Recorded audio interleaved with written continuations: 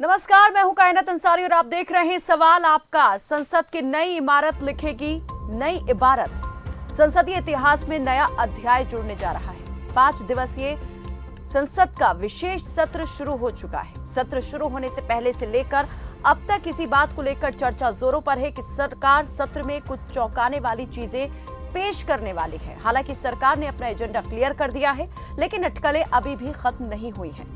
पहले सरकार ने यह कहकर चुप्पी साध रखी थी कि विशेष सत्र से पहले एजेंडा जारी करने की कोई परंपरा नहीं, लेकिन सत्र का एजेंडा बताने और विपक्ष के एजेंडे को लेकर लिखे गए पूर्व कांग्रेस अध्यक्ष और कांग्रेस संसदीय दल के नेता संसदीय सोनिया गांधी के पत्र के कुछ दिन बाद सरकार की ओर से एजेंडा साफ कर दिया गया, जिसमें बताया गया कि सत्र में 4 बिल पारित होने हैं, लेकिन सत्र के एजेंडे पर विपक्ष में अब भी संशय बरकरार है।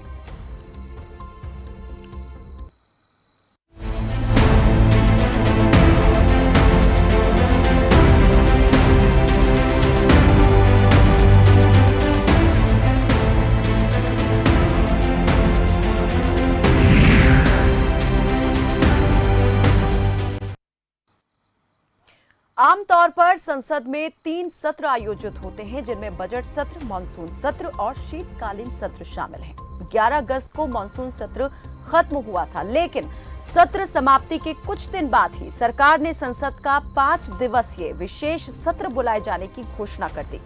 असामान्य समय में सत्र बुलाए जाने को लेकर विपक्षी खेमे में हैरानी परेशानी बनी हुई है, क्योंकि सत्र के एजेंडे को लेकर विपक्ष संशय में है। सत्र की पहले दिन की कार्यवाही में संविधान सभा से शुरू हुई संसदीय यात्रा के 75 साल उपलब्धियों और अनुभवों का स्मरण करते हुए उससे क्या सीखा, इस विषय पर चर्चा हुई। राज्यसभा में बोलते हुए कांग्रेस अध्यक्ष मल्लिकार्जुन खड़गे ने कहा कि हमसे हर बार यही पूछा जाता है कि 70 साल में हमने क्या किया।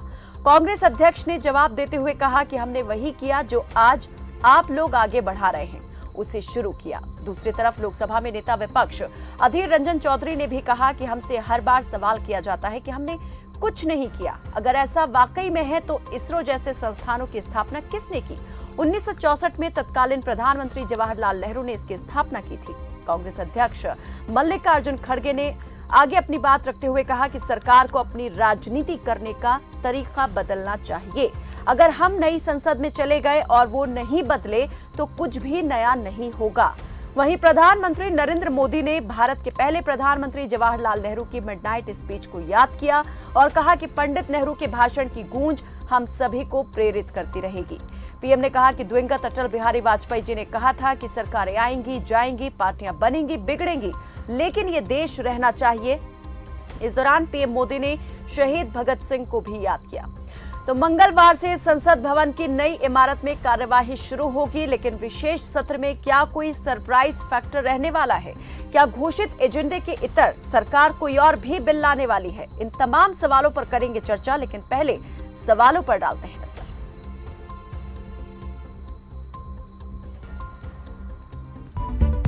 तो संसद की नई इमारत लिखेगी नई इबारत। विशेष सत्र के पीछे सरकार की क्या है मंशा? ये सवाल अभी भी जस का तस बना हुआ है। सरकार के एजेंडे पर विपक्ष को संशय क्यों? घोषित एजेंडे से अलग क्या सरकार लाएगी विशेष बिल?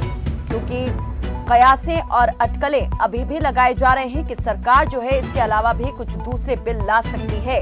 और इस बात को और तूल इसलिए भी मिल गया है क्योंकि जो संसदीय कार्य मंत्री हैं प्रहलाद जोशी, उन्होंने भी ये कहते हुए इस बात को और ज्यादा अधिक सरप्राइजिंग कर दिया कि 4 बिल जो हैं सरकार इस एजेंडे पर चर्चा करने वाली है, जिसमें उन्होंने बताया कि पोस्ट ऑफिस विधेयक, मुख्य चुनाव आयुक्त एवं चुनाव आयुक्तों की नियुक्ति समेत निर्वाचन एवं संशोधन विधेयक, अधिवक्ता संशोधन विधेयक, प्रेस एवं पत्र पत्रिका पंजीकरण विधेयक। इसके अलावा 4 और बिल हैं जिस पर सरकार चर्चा करेगी, लेकिन इसके अलावा और क्या हो सकता है इस बारे में हम कुछ नहीं कह सकते।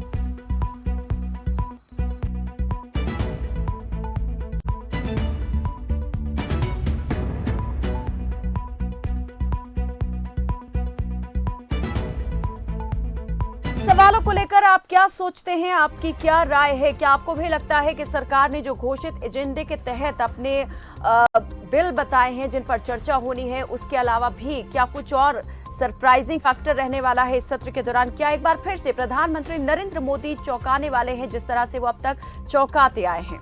इन तमाम मुद्दों को लेकर, सवालों को लेकर हम करेंगे चर्चा, लेकिन हमारे साथ जो दर्शक जुड़ेंगे उन्हें भी हम बता देते हैं किस तरीके से वो हमारे साथ जुड़ सकते हैं। नंबर हम आपको दिखा देते हैं, नंबर प्लेट पर कॉल करके आप हमारे साथ सीधा संपर्क साध सकते हैं और जो जिम्मेदार हैं उनसे अपना सवाल कर सकते हैं। अपने सवालों के जवाब आप इस कार्यक्रम के माध्यम से पा सकते हैं।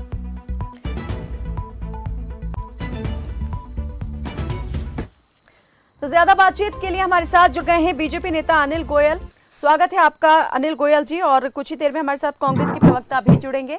शुरुआत आपसे ही कर लेते हैं।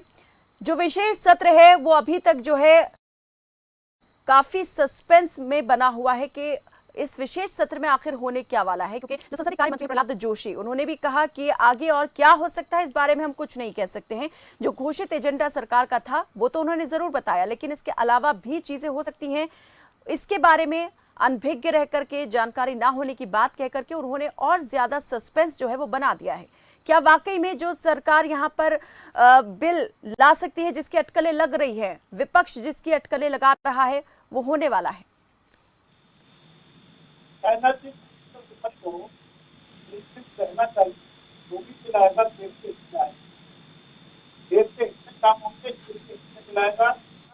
प्रहलाद जोशी जी ने कितनी जानकारी देनी थी वो उन्होंने दे दी है, और इससे आगे कुछ भी जानकारी अभी नहीं दी जा सकती, और निश्चित तौर पर जो होगा देश के हित में होगा।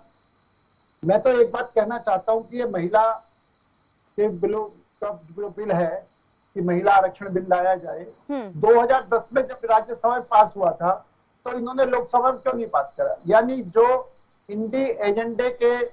इंडी गठबंधन के जो लोग हैं उन्होंने उस टाइम जबरदस्त विरोध करा था। संसद भवन के अंदर जो बिल है उसका विधेयक को कॉपी फाड़ी थी।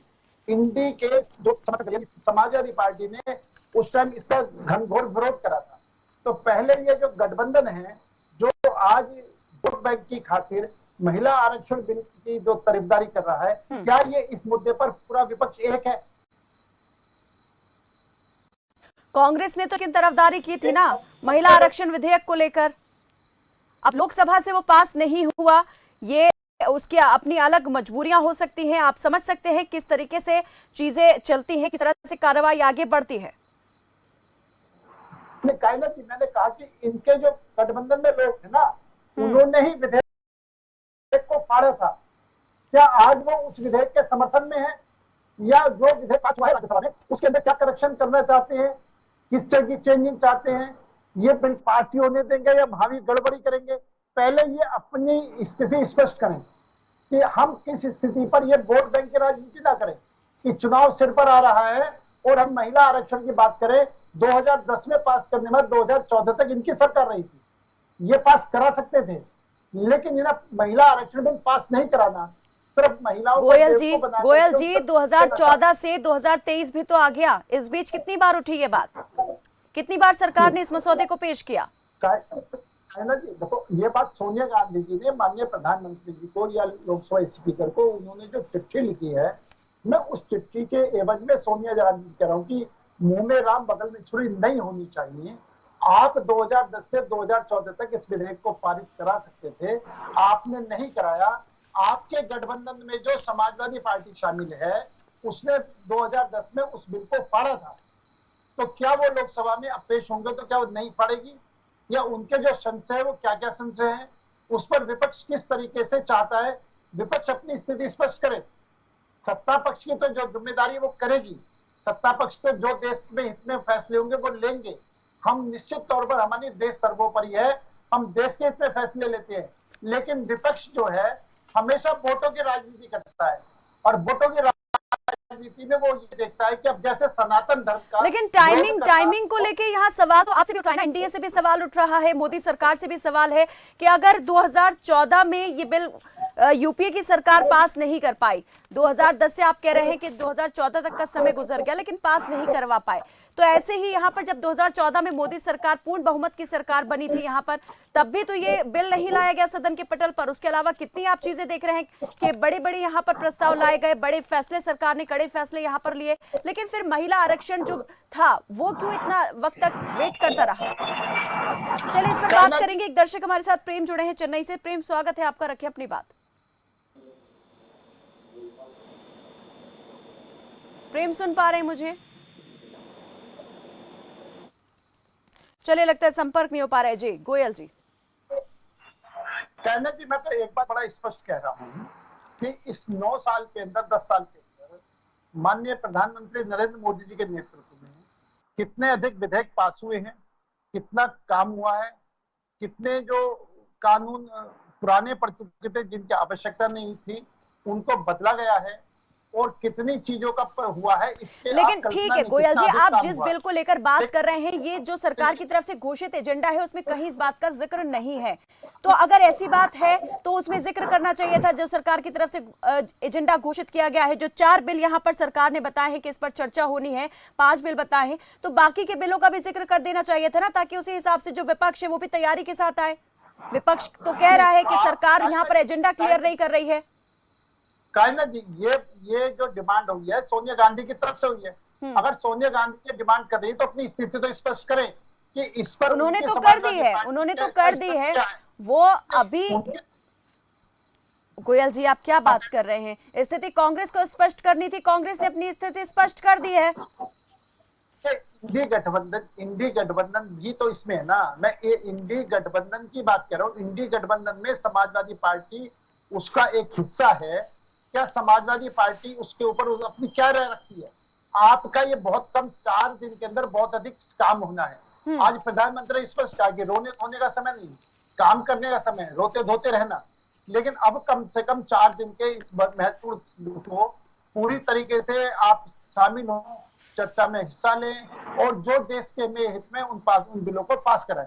कि अब एक निश्चित तौर पर जब ये हमारे माननीय प्रधानमंत्री ने कहा है और इस पर इनका इंडी गठबंधन जो है वो पूरी तरीके से भ्रमित है, वो पूरी तरीके से एक साथ नहीं है, तो हम ये करें जो वो डिमांड कर रहे हैं कम से कम वो तो उस पर पूरी तरीके से एक साथ हो, और उसके अंदर वो क्या संशोधन चाहते हैं, क्या संशोधन नहीं चाहते हैं, वो तो अपनी बात स्पष्ट करें।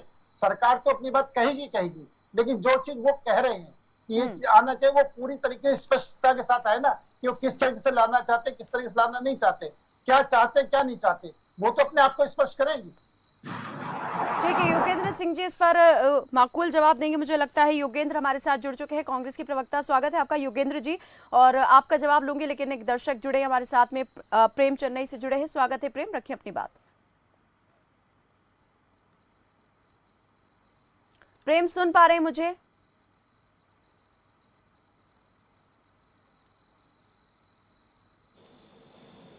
प्रेम ब्लैकमेलिंग कर रहे हैं, आज भी खड़े होकर बोलते हैं कि मैं गरीब घर से आके प्रधानमंत्री बन गया। अरे तो गरीब आप हुए तो क्या दोष जनता का है? कोई अमीर जन्मता है, कोई गरीब जन्मता है, तो उसका दोष क्या जनता है? आप अपनी लियाकत से पीएम बन गए, और पीएम बनने के बाद देखिए आपने गरीबी छोड़ी, उस गरीबी की तरफ मुड़ के आज तक आपने देखा नहीं। अगर आपको भेज दिया जाए उस जगह तो आप वहां रह नहीं सकते। तो सोचने का मतलब है महिलाओं का पक्ष लेके जो भी ये करना चाहते हैं, कहने का मतलब ये है मैम कि सीधी सीधी बात है, आज उन्होंने ऐसी धाक जमा दी है कि वो जो बोलेंगे वही होगा। चाहे कोई विपक्ष बोले, कहीं ना कहीं फंसा ऐसा डाल देते हैं, चाहे जनता के बीच में चाहे परिवार के बीच में ऐसा एक तुक्का छोड़ के निकल जाते हैं। जैसे सनातन धर्म पर छोड़ दिया, कर्नाटक में बजरंगबली छोड़ दिया, कहीं कुछ छोड़ देते हैं, उसके बाद आपस में जनता या पॉलिटिकल पार्टी लाड़ करती रहे। आज नेहरू जी का नाम ले दिया उन्होंने देखा वो नेहरू जी पर ही भाषण देते रहेंगे, हमारे नेहरू जी अच्छे थे, नेहरू जी अच्छे थे, ये अपना काम करके निकल जाते हैं। कहने का मतलब है वेरी गुड मार्केटिंग बिजनेसमैन। चलिए बहुत शुक्रिया प्रेम हमारे साथ जुड़ने के लिए। और योगेंद्र, मेरी आवाज मिल पा रही है आपको? जी कहना जी।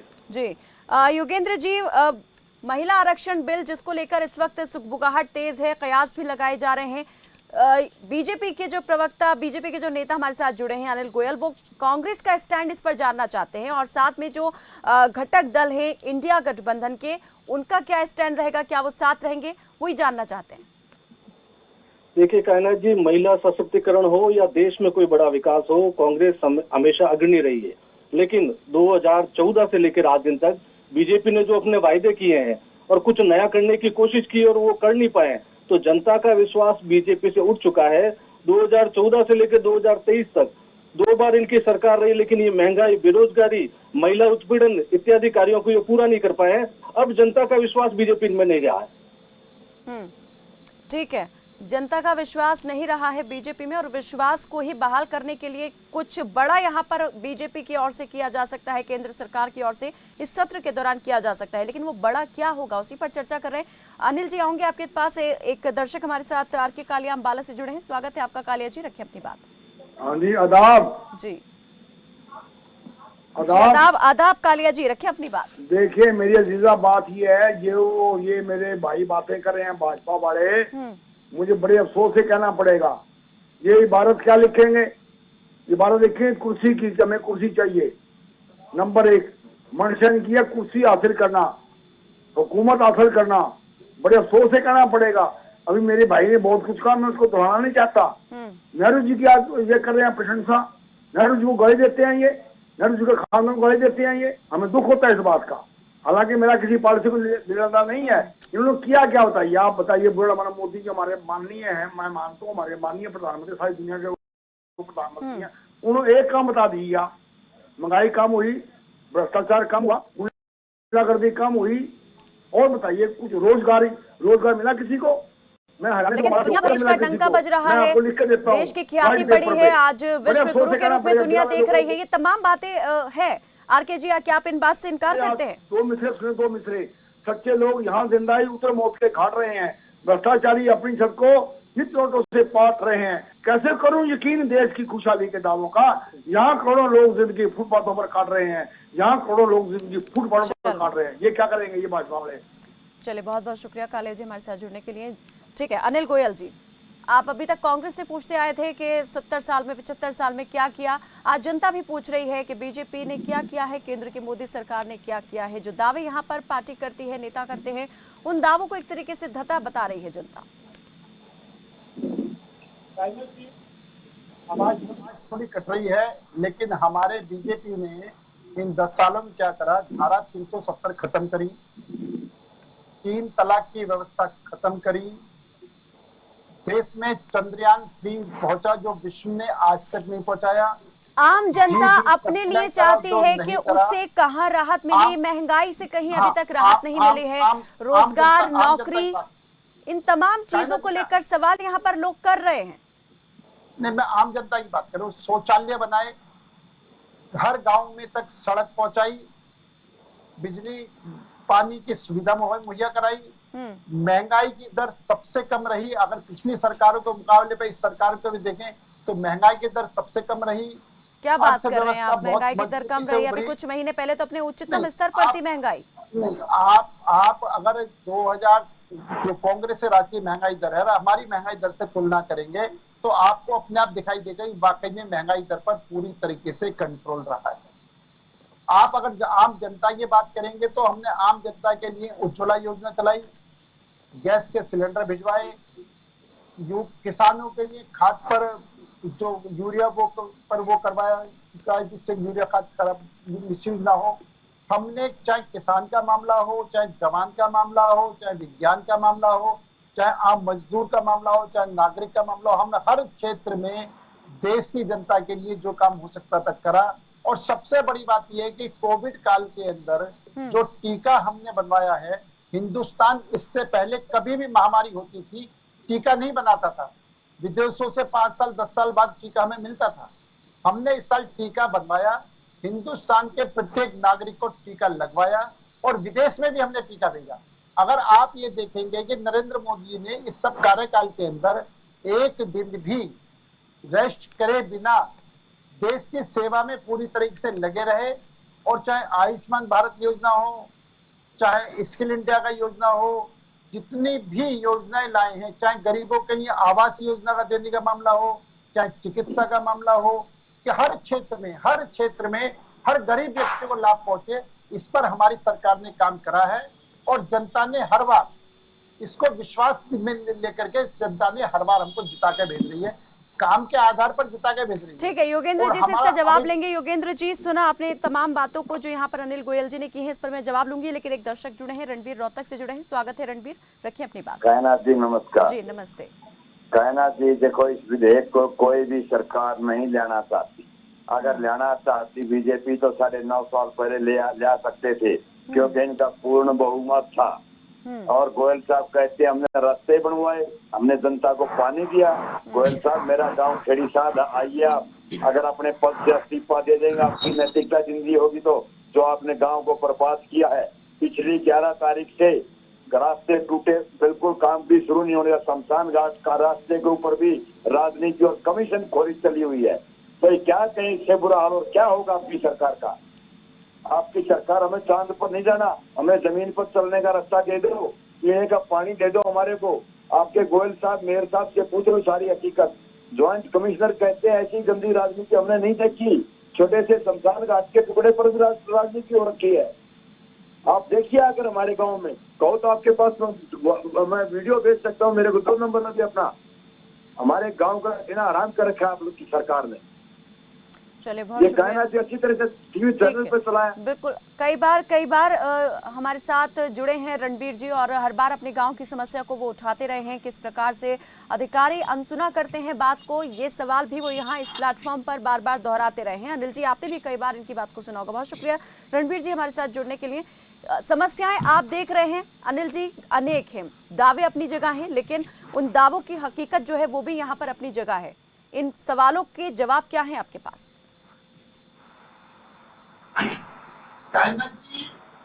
जिसने जो बात कही है वो अपने स्थान पर ठीक है। मैं आज अगर हम ये बात देखें तो जितनी सड़कों का निर्माण हमारी सरकारों के अधीन में हुआ था, कांग्रेस 10% भी उतनी सड़क नहीं बना पाई थी। आप ये देखें कि जिस तरीके से देश ने तरक्की करी है, जिस तरीके से देश मजबूती से उभरा है, जिस तरीके से पूरे विश्व देश का लोहा मान रहा है, जिस तरीके से चाहे वो रेलवे स्टेशन का मामला हो, चाहे हवाई जहाज का मामला हो, चाहे बस स्टैंड का मामला हो, चाहे टॉयलेट का मामला हो, चाहे जनता से जुड़ी हुई कोई भी सुविधा का मामला हो, आप सारी सुविधाओं में देश का चौमुखी विकास हो रहा है। देश आगे बढ़ ही नहीं रहा था। देश का विकास हो रहा है। पहले आप कह रहे हैं कि देश आगे बढ़ ही नहीं रहा था। योगेंद्र सिंह जी,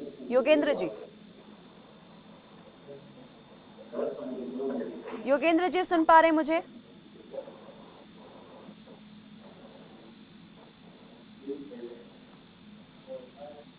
योगेंद्र जी, मेरी आवाज मिल पा रही है आपको?